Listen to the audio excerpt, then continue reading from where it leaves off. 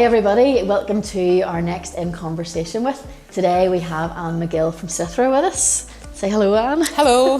And we're really thankful that she's come to join us, so hopefully you enjoy our conversation today.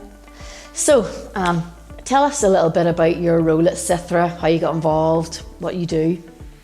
My role there is as the community project coordinator, and I got involved. It'll be coming up to a year in March. I'll be there a year in March. A very strange year that it has been, but my role there is to develop the services that we already have. So we have Cithrah House, which is our refuge, and then my role is down in the drop-in centre, which is down in North Street. So what we do is then we help people who have experienced domestic abuse. So it's men and women, it's families that have experienced domestic abuse and the impact of domestic abuse. So it's to try and enhance the service that we already have. We have a counselling service, we have information and advice, and we have a support service as well. So it's really to try and enhance those services that are already there, and then networking with the community and building up relationships with the community, with other community organisations. And as you mentioned there, you've been there a year, so has been a really strange year, I'm sure. It certainly has. I was only there a week, and then we went into lockdown, so it was a very unusual experience. It was like at the start of it, I suppose there was nearly like a disconnect at the start, because I was sitting at home, looking out the window into my garden and trying to think about Carrickfergus and learning about a project. But I must say, the sort of the staff, the volunteers and all everybody has been very, very good. But it certainly has been a strange year, and trying to organise a service that I was just learning about as well. So really in your first year, you're learning more about the organisation. So it was a wee bit different, but it's been great at times that we have been able to get back into the office again. Yeah. Those times have been really good, and getting to know the staff and getting to know the volunteers, and then getting to know, and then looking at the service that we have, and getting to know the people. Yeah. That's been a great part of it. And would you feel like your experience there in this last year, would you say you've been there long enough to see, did COVID make a difference? Was it easy to compare how things are now, to compare how domestic violence was maybe affecting people in the community before COVID? I suppose one of the things that is coming across is that COVID has certainly intensified a lot of it, whereas for some people that have experienced domestic abuse, there's more of an opportunity maybe for them to leave. But with this here, there has been a lot of isolation, and some people are already experiencing that, and this has really intensified that. Right. So it has. Yeah. And really the refuge during this time has been full consistently, with a waiting list as well. So yes, certainly COVID has made things more difficult. And then trying to meet up with people as well. That has, it's hard to beat face-to-face work, but I must say thank God for Zoom. We have really used that and benefited from that we can still make contact with people. That's great to hear. And so you and I have known each other for a long time. Yes, quite a while now, nearly then, yeah. And that's how I managed to wangle you to come and sit in the hot seat. Wangle is the word, yes. And one of the things I got to know about you over the years was a little bit about your faith, and we've journeyed through different organisations, separately but together at the same time. Absolutely. And then now we volunteer on a board at an organisation locally too. But could you say a wee bit about how your faith has, I suppose, impacted or informed some of your journey through your workplaces and career? I think when I first started to work in Carrickfergus, which is nearly 14 years ago, I feel I've come on a huge faith journey, and to me there'll always be something special about Carrickfergus. It feels in a way nearly like my spiritual home, but it's where I've got really a huge amount of learning. Faith was always important to me as a child growing up. We would have been a family that the church was important, God was important, but I think then when I came to Carrickfergus, and certainly through some of the friends I met, I think it really deepened the faith that I had, and I really got to know more about Jesus, and I suppose that's one of the most important things. And there's one friend in particular, my best friend, and for her, I always say that she was the one that introduced me to Jesus, and it's been an amazing journey. So I think in that place, Carrickfergus will always hold something very special for me. faith has been really important throughout my life, but probably over maybe this past 10, 12 years, it has been, hugely important. Well, that's really lovely to hear. And I think I might know who your friend is, and I could see how that would happen. Yeah. And I think it's that difference between, as you say, like, because in our country a lot of us grew up with religion and church to some extent, whether it was positive, negative, neutral feelings towards that. But I think that introduction, as you really put it lovely, an introduction to Jesus and who he is, and what that really opens up for us. Absolutely. That makes it personal, that makes I think faith isn't just a set of beliefs, but it becomes part of who you are, and I think informs, as you say, it's where your hope comes from. It's where you go to whenever the dark times come, and I think there's a way into something that before just seemed like a...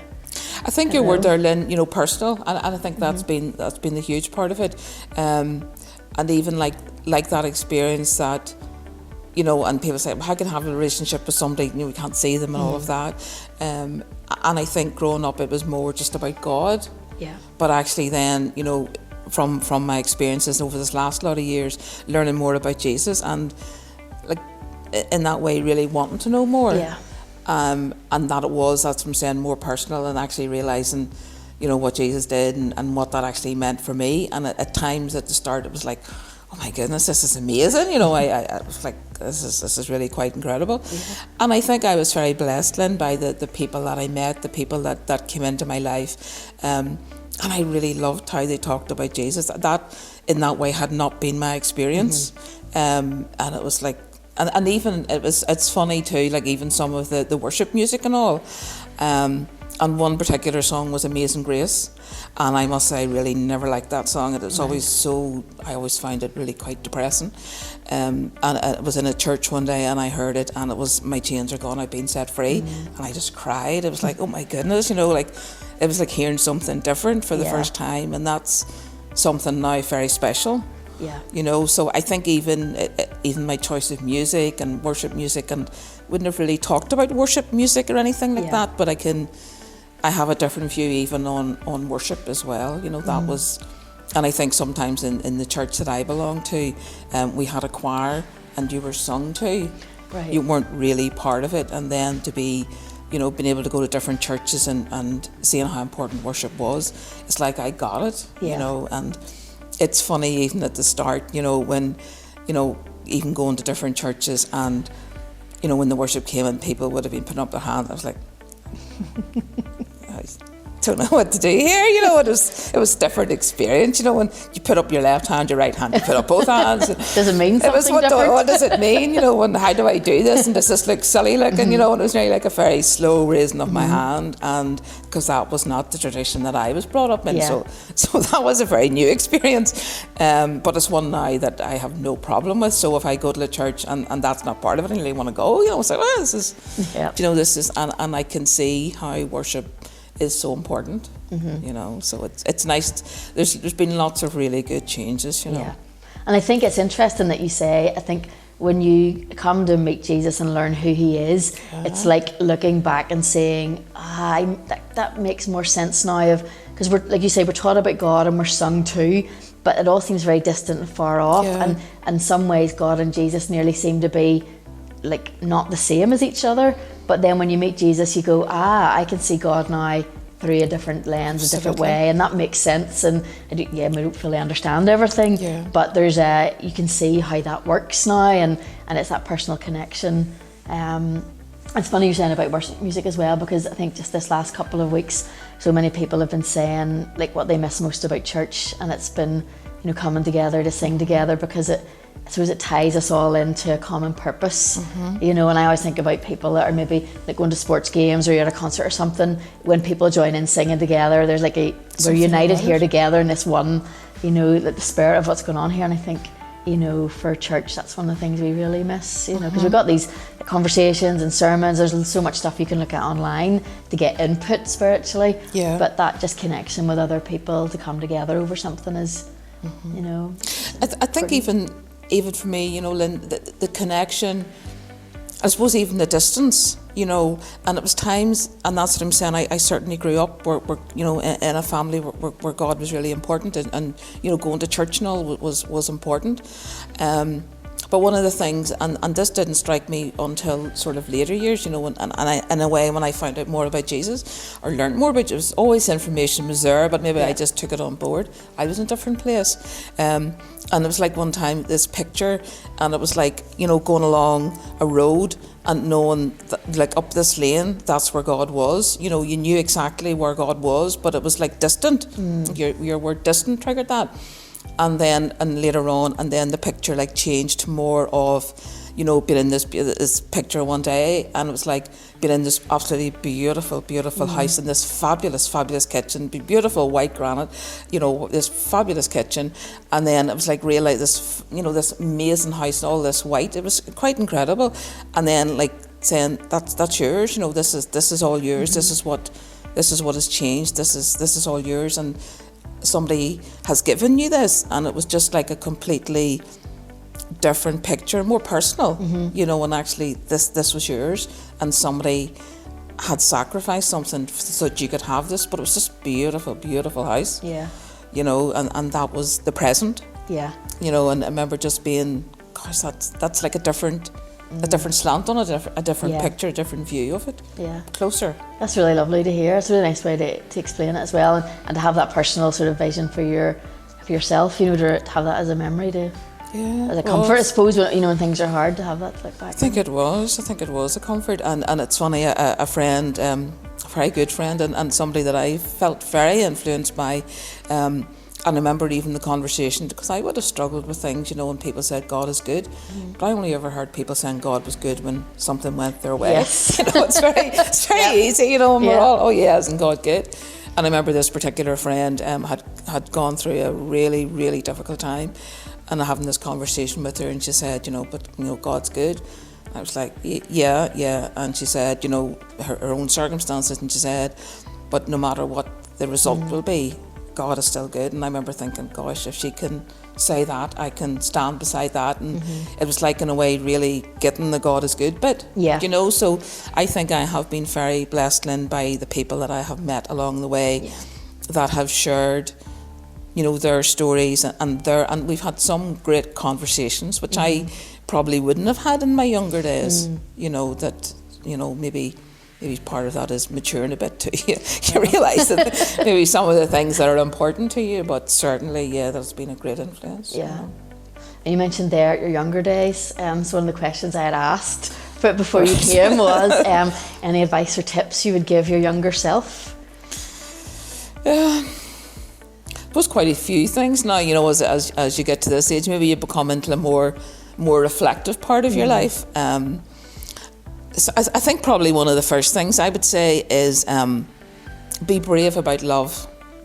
Right. And certainly what I'm talking probably, 30 years ago, over 30 years ago, the first fella I fell in love with, we were from different backgrounds, which was a huge problem back then. Northern Ireland now, thank God, in many ways is different, but that was a huge problem, and I just wish we would have been a bit braver.